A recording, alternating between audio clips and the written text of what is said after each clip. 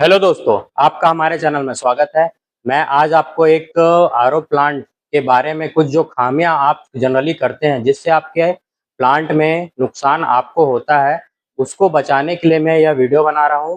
जैसा कि आप थंबनेल में आपने पढ़ चुका होगा कि आप क्या गलतियां करते हैं जिससे आपके आरओ प्लांट खराब हो सकता है। उन सब गलतियों को आप ना करो, इसके लिए मैंने वीडियो बनाया है जिसमें आपको मैं आगे वीडियो में पूरा दिखाऊंगा कि क्या-क्या आपको गलतियां नहीं करनी है और किस प्रकार से चलाना है जिससे आपका प्लांट खराब ना हो, मेम्ब्रेन में इफेक्ट ना पड़े। तो इस वीडियो को आखिरी तक देखिए। तो चलिए दोस्तों, वीडियो को शुरू करते हैं जिससे आप पूरा इसको देखकर समझ सके। तो दोस्तों, जैसा कि मैंने आपको बताया वीडियो में क्या क्या सावधानियां हमको बरतनी पड़ती है, वो चीज़ मैं आपको इस वीडियो में बताऊंगा कि क्या क्या आपको करने से आपका आरओ प्लांट सेफ रह सकता है। सबसे पहला होता है ये डोजिंग पंप। इसको डोजिंग पंप बोलते हैं। इस डोजिंग पंप का यूज़ ये होता है कि जो हम एंटी-स्कैलेंट लिक्विड को वाटर में मिलाकर इसको मेम्ब्रेन के अंदर डोज करते हैं, जिसका पॉइंट यहाँ लगा होता है। ये देख सकते हो। इसका पॉइंट यहाँ पर लगा होता है, जिससे क्या होता है धीरे-धीरे केमिकल को मेम्ब्रेन में भेजता है, जिससे मेम्ब्रेन के ऊपर कैल्शियम और मैग्नीशियम के लेयर को जमने से रोकता है। इससे आपका मेम्ब्रेन प्रोटेक्शन होता है। इसलिए हमेशा इस चीज़ को ध्यान रखें कि आपका डोजिंग लिक्विड वाटर में मिलकर इसके साथ अटैच हो, ये सबसे मेन होता है। दूसरा सबसे आपका मेन आपका प्रोसेस होता है जिससे आरओ प्लांट आप सेफ रख सकते हो, ये ये मल्टीपोर्ट होता है। इसमें देखिए एक बैकवाश, एक रिंस, ये दोनों में होता है, सैंड फिल्टर में भी होता है एंड कार्बन फिल्टर में भी होता है। ये बैकवाश रिंस को ये हैंडल की घुमाकर यूज़ किया जाता है, जिससे आप आरओ प्लांट को क्लीनिंग करते हो। क्लीनिंग का मतलब ये होता है कि इन दोनों सैंड एंड कार्बन के अंदर जो मटेरियल होते हैं, उनमें जो वाटर के द्वारा आपको बोल सकते हो कलर्स, मिट्टी वगैरह जो जम जाता है, उसको हमें बाहर निकालना होता है। उस बाहर निकालने के प्रोसेस में बैकवॉश और रिंस काम करता है। तो इस चीज़ को भी करना ज़रूरी होता है। और ती तीसरा और सबसे अहम बोल सकते हो ये प्री फ़िल्टर।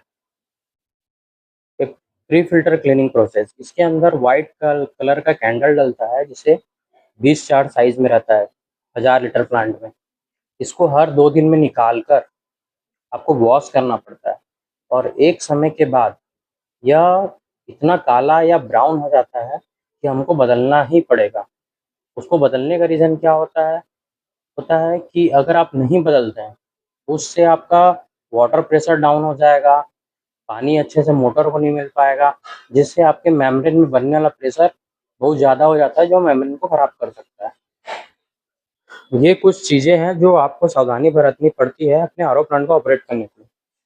और साथ में ये ये आप 2 घड़ी देख रहे हैं जिसको प्रेशर गेज बोला जाता है और एक साथ में फ्लो मीटर है जिसे रोटामीटर के नाम से जानते हैं। अब क्या होता है जब हम प्लांट ऑपरेट करते हैं, कुछ महीने बीत जाए, 1-2 महीना, 3 महीना जैसा वैसा बीतता है, तो क्या होता है यहाँ पे जो रोटामीटर में आपका अगर 1000 लीटर पर आवर का प्लांट है, तो प्रेशर डाउन होने दिखता है। मान के चलिए वो 800 में आ गया। अब 800 में आ गया तो हमको क्या लगता है कि हम ये वॉल को थोड़ा टाइट करते हैं जिससे हमारा प्रेशर बढ़ जाए। जनरली लोग वही करते हैं, लेकिन ये करना आपके लिए लाभदायक भी है और नुकसानदेह भी है। सबसे पहले अगर आपको इस प्रकार का केस होता है, तो आपको सबसे पहले क्या करना है, ये जो प्रेशर गेज लगे हैं, इसमें आपको प्रेशर देखना है कि आपके आरओ प्लांट में प्रेशर है कितना। जैसे ये 0, 3, 6, 9, 12 इस प्रकार का ये केजी प्रेशर में बना हुआ है और साथ में 50, 100, 150 ये आपका पीएसआई प्रेशर है। ये जो प्रेशर है इसको कैसे देखते हैं ये भी मैं बता देता हूँ।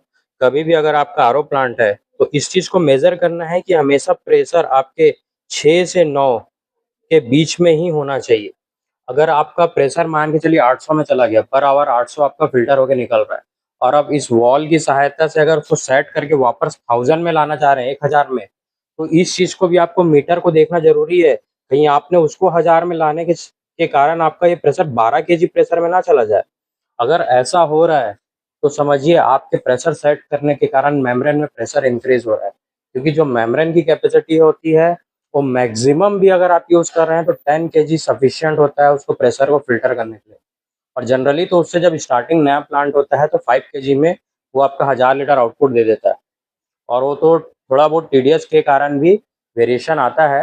अगर कहीं टीडीएस ज़्यादा है लेकिन आपने मेम्ब्रेन कम क्वालिटी की डाला है तो इफेक्ट पड़ेगा।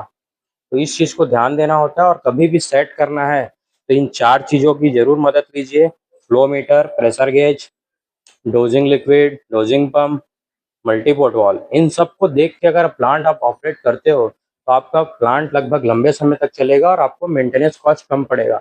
अन्यथा अगर आप इन चीज़ों में किसी को भी इग्नोर करते हो तो उसका खामियाजा आपको मेम्ब्रेन में इफेक्ट पड़ता है। और पूरे आरओ प्लांट में मेम्ब्रेन सबसे महंगा पार्ट होता है, यह आपको पता ही होगा। तो मैं आशा करता हूँ कि आपको ये जानकारी अच्छी लगी होगी। ये 1000 लीटर का स्टेनलेस स्टील प्लांट है और सेम एफआरपी मॉडल में और अदर प्लांट्स में भी सेम, बस हो सकता है कि प्रेशर थोड़ा वेरी करे। तो आपके यहाँ अगर कोई इंस्टॉल करने आता है तो उनसे सारी जानकारियाँ लेकर आप लिख लीजिए जिससे आपको फ्यूचर में सहायता मिले। तो दोस्तों मैं आशा करता हूँ कि आपको इस वीडियो के माध्यम से पूरा समझ आया होगा।